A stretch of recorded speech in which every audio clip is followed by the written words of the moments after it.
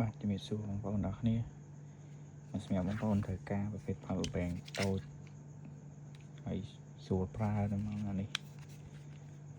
ទី1មានក្បាលព្រីនេះហើយដោតសាកអំបាច់ដុំសាកមកមួយទេហើយនេះសម្រាប់បញ្ឈរទូរស័ព្ទហើយសម្រាប់ port វាមានបាទ type A មួយ type C មួយហើយវាមានខ្សែភ្ជាប់មកជាមួយទៀតអានេះ type C មួយ